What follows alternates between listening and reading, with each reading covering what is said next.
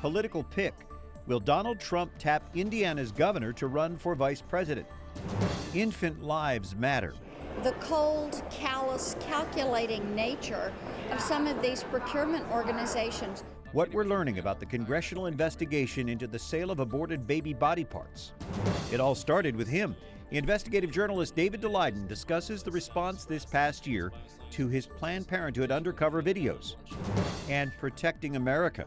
The Homeland Security Secretary tells Congress what keeps him up at night. Those stories and more on EWTN News Nightly for Thursday, July 14th, 2016.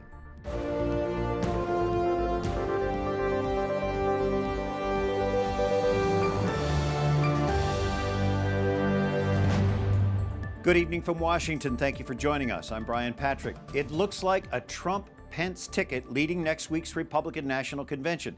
We go to Chief White House correspondent and political director Lauren Ashburn for the story.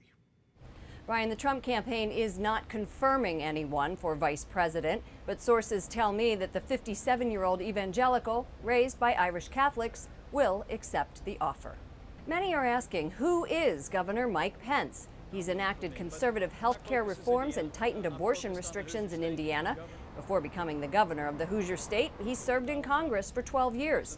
Pence doesn't have Trump's personality or penchant for pageantry, but he's said to be an olive branch pick for the party. It's no secret I'm a big fan of Mike Pence's. We're very good friends. I have very high regard for him. I hope that he picks a good movement conservative. Clearly, Mike is one of those. Predictably, Democrats say no one can save the Trump ticket.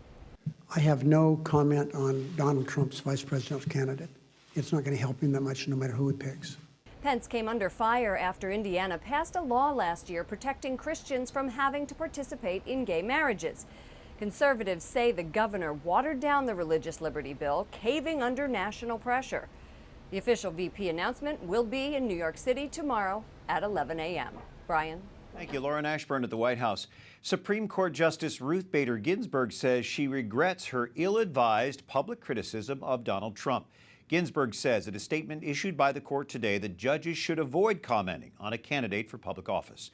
She called Trump a faker in one media interview and says he really has an ego in another. Trump responded on Twitter saying the 83-year-old justice's mind is shot and she should resign. Hillary Clinton goes after Latino votes today. She spoke at the League of United Latin American Citizens National Convention. Clinton blasted Donald Trump for what she calls his divisive campaign. His message is that you should be afraid of people whose ethnicity is different, whose religious faith is different, or who were born in a different country. Clinton also met with Senate Democrats today. The group included Tim Kaine, Elizabeth Warren, and Sherrod Brown, all potential vice presidential picks. A new poll finds Trump gaining ground on Clinton. CBS News and the New York Times find the presidential candidates tied at 40%. That's a 3-point drop for Clinton and an increase of 3 points for Trump since last month's poll. An Associated Press GFK poll says a quarter of Americans are scared of both candidates, regardless who wins. Paul Ryan, Mitch McConnell, Rudy Giuliani will all speak at next week's Republican National Convention in Cleveland.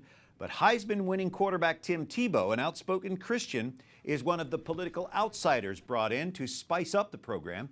CNN says Tebow is likely to speak Thursday, the closing night of the convention. Will protests outside the RNC in Cleveland next week get out of hand? Homeland Security Secretary Jay Johnson says he's concerned about the possibility of violence. Johnson testified today at a House committee hearing. He also talks about the ongoing terror threat. We deal in this age not just with the terrorist-directed attack, but the terrorist-inspired attack, and now a new category of terrorist-enabled attacks. These are things that keep me up at night. Johnson says thousands of federal agents will join local police to help secure the political conventions. Other stories our EWTN News Nightly team is covering in today's world. A Catholic cathedral hosts an ecumenical funeral for Philando Castile. He is the black man killed by police during a traffic stop in Minnesota last week. His shooting death and another in Louisiana sparked protests across the country. One of those protests in Dallas ended with a deadly sniper attack on officers, killing 5. Hundreds of mourners gathered today at the Cathedral of St. Paul. Minnesota Governor Mark Dayton spoke, saying race played a role in Castile's death. A conservative Republican from the Deep South says he personally relates to the frustrations of those who feel targeted by police. Senator Tim Scott is just one of 2 African Americans in the U.S. Senate.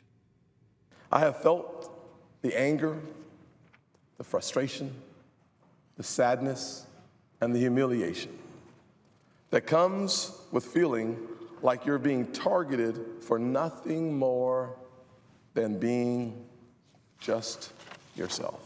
Scott says he has been repeatedly pulled over by police. He said he was once trailed for blocks by an officer. Even the U.S. Capitol Police, he says, have blocked him from entering, ignoring the U.S. Senate pin he was wearing.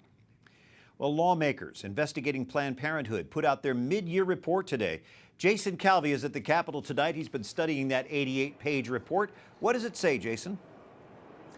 Brian, the report claims that some abortion clinics may have violated privacy laws. The House set up this 14-person investigative panel last October. It's in response to those undercover videos released 1 year ago today, claiming that Planned Parenthood was illegally profiting on the sale of baby body parts. Today, Republicans on the Infant Lives panel slam abortion clinics for violating patients' privacy. There's a law called HIPAA, which is the basic privacy laws for healthcare, and you're not supposed to have access as an outside person to health records without the consent of the woman. So the abortion industry, the fetal procurement industry is going in and looking through the woman's files without her permission. The report also criticizes some consent forms mothers sign to donate their child's remains to research. The consent form that they get the woman to sign tells her, we have used fetal tissue, or they have used fetal tissue to successfully treat things like Alzheimer's, Parkinson's, and that is false. They've misled her. We didn't do anything. So it was compensation for this. Planned Parenthood claims the money they received is legal reimbursement for things like transporting the tissue. The Republican chair of the panel was cautious when I asked her if abortion clinics broke the law. For-profit procurement is against the law. Correct. Have you found evidence that that's happening? We're going to continue to work through our committee process. A source says the panel wants to make sure their evidence is airtight. Democrats are calling the panel a partisan effort to undermine Planned Parenthood. Republican Sean Duffy of Wisconsin, who's part of the investigation, responds. If they're proud of this industry, if there's nothing to hide, if they think this is moral and meets the laws of America, open up. And Democrats on the panel say the Republicans cannot back up these allegations. They say the panel is a waste of time and taxpayer money and should be done away with. Brian, the panel will be putting out their final report by the end of the year. Thank you, Jason Calvi at the U.S. Capitol tonight. And the Center for Medical Progress releases a new undercover video exactly 1 year after its first. The center claims Planned Parenthood is still guilty of selling baby body parts for profit. You know, in negotiations, the person who throws out the figure first is at a loss, right? So. And if they can do a little better than break even and do so in a way that, seems reasonable, they're happy to do it. The Center for Medical Progress says none of Planned Parenthood's representatives have disavowed what they said in these undercover videos. It is not clear if they still have jobs. David Daleiden led the undercover investigation for the Center for Medical Progress. He's joining us by Skype from Southern California. What a year it's been, David, since your first video was released. Are you surprised Planned Parenthood continues business as usual after all this?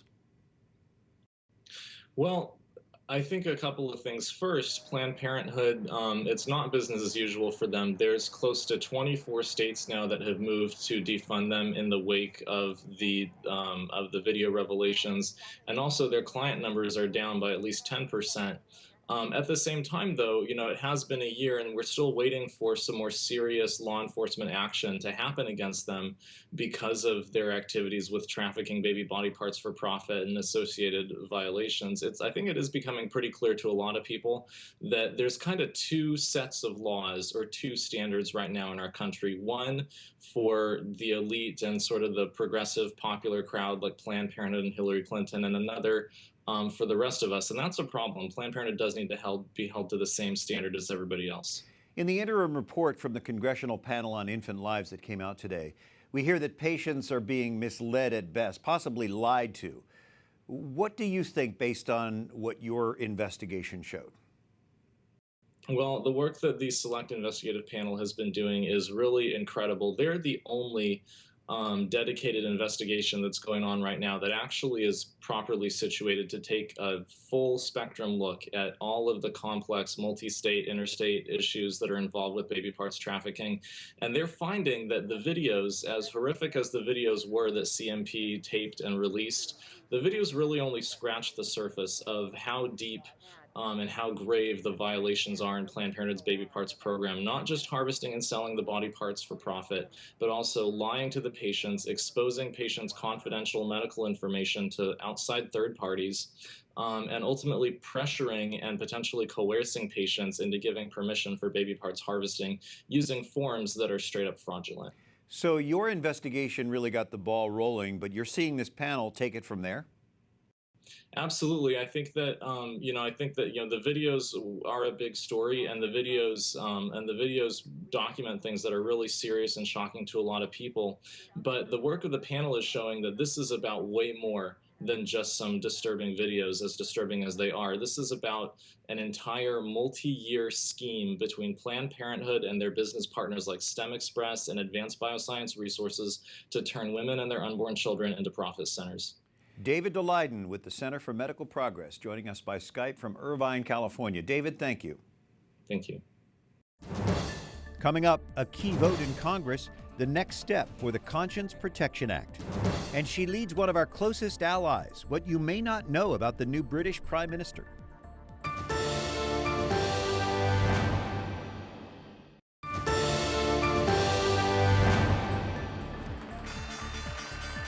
U.S. stocks extend their winning streak today to a new record high. The Dow Jones Industrial Average closed up 134 points at a record 18,506.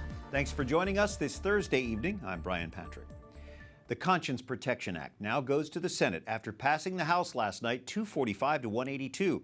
It is designed to circumvent a California order requiring all health insurance companies to pay for elective abortions. Republicans say that order, backed by the Obama administration, discriminates against those who oppose abortion on moral grounds. Under the bill, victims of such discrimination could file a government complaint or a lawsuit. Democrats, of course, oppose the bill. They claim it's purely political and unnecessary. Human rights worldwide is a major concern for the U.S. Congress. Representative Ed Royce chairs the House Committee on Foreign Affairs. He says human rights violations are on the rise around the world. The California Republican cites Iran, Russia, and Syria as hot zones for abuses. He held a congressional hearing this week on formulating a U.S. response. Dr. Thomas Farr testified at that hearing. He is president of the Religious Freedom Institute, a professor at Georgetown University. Dr. Farr, what was the essence of your testimony?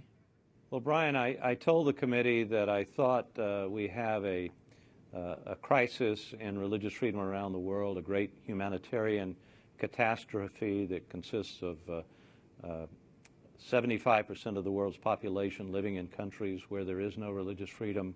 But I also said that next to this humanitarian crisis is a national security problem for the United States. And in attempting to solve one, we can do ourselves some good as well. But unfortunately, we're failing, in my view, on both counts.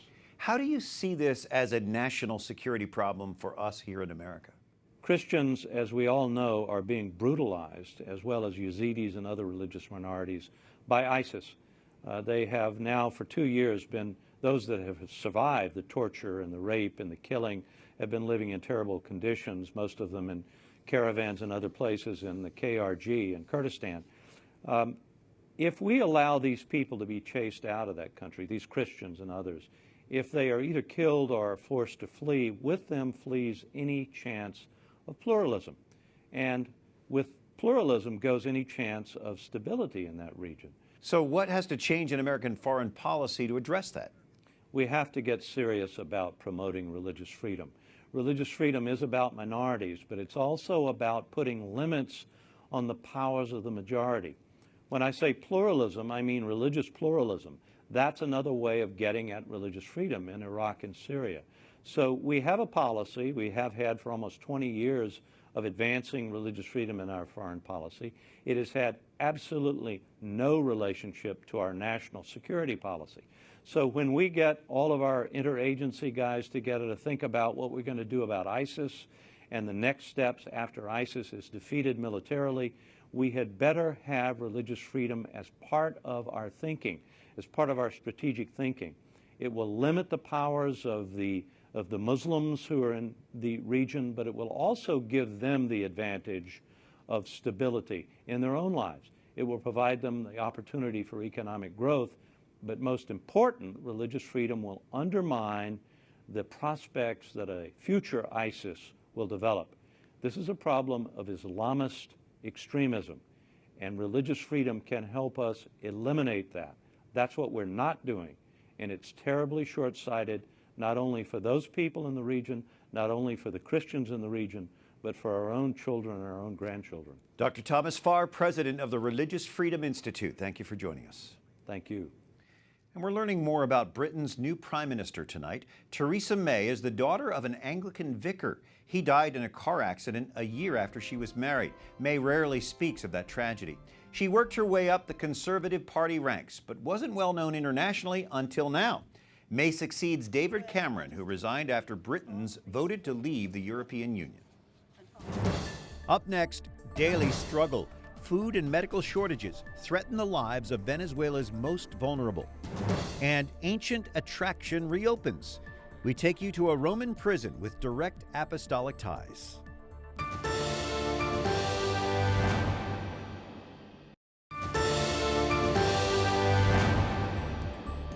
Today, the church remembers St. Kateri Tekakwitha, a Native American virgin known as the Lily of the Mohawks. Upon her death in Canada in 1680, devotion to St. Kateri began immediately among her people. She was canonized 4 years ago by Pope Emeritus Benedict XVI.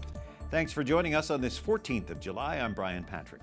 As Venezuela deals with political and economic crisis, children are needlessly dying in hospitals there. One mother struggles to comfort her son, knowing there's little she can do to help him to live. Like any mother, Lucero Rodriguez is anxious to be with her son in intensive care. She tries to comfort Dylan, but says it's agony, knowing there is much more he needs that she can't give him.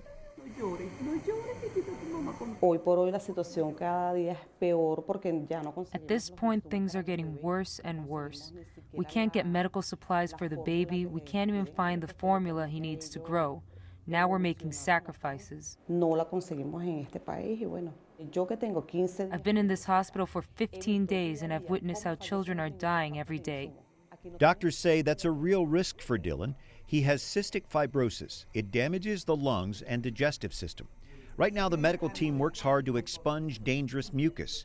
But in Venezuela, Dylan can't get the antibiotics or any of the other specialized medicine he needs to help him survive. Dylan is not alone. Dr. Juinatas Urbina says 70 to 80% of the medicines children need in Venezuela haven't arrived at the Caracas Pediatric Hospital or anywhere else for months. Even cancer patients are left untreated. 6-year-old Gustavo has leukemia, but instead of intensive therapy, his is sporadic. His mother, Gabriela Mota, worries about when he'll have his next chemo treatment.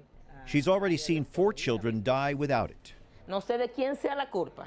I don't know whose fault it is, she explains. If it's the government or the opposition or XYZ, I don't know. It's sad for us to suffer for whoever did this to our children.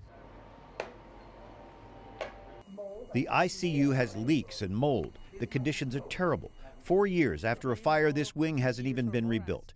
Dr. Urbina says most days, he and his colleagues feel they are practicing wartime medicine, surrounded by shuttered wards, broken equipment, and festering toilets.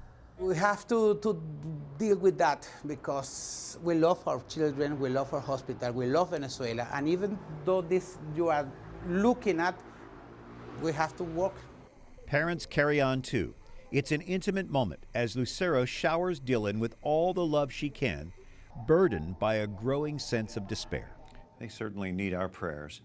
Hundreds of migrants rescued off the Libyan coast arrived at the Italian island of Sicily early today, but the bodies of 4 migrants who were also part of that rescue were brought ashore to the port of Messina. Nearly 3,000 people have died trying to make the dangerous crossing during the first half of this year. The International Organization for Migration says more than 225,000 migrants and refugees have entered Europe in 2016. Most left from Libya, some from Egypt. An ancient prison in Rome, rich in church history, reopens to the public next week. According to tradition, Saints Peter and Paul were both held at the Mamertine prison near the Roman Forum. It now sits below a church and has been closed for a year for extensive renovation and further excavation. It will reopen July 21st.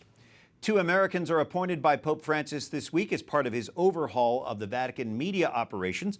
EWTN senior contributor Dr. Matthew Bunsen joins us with some insight.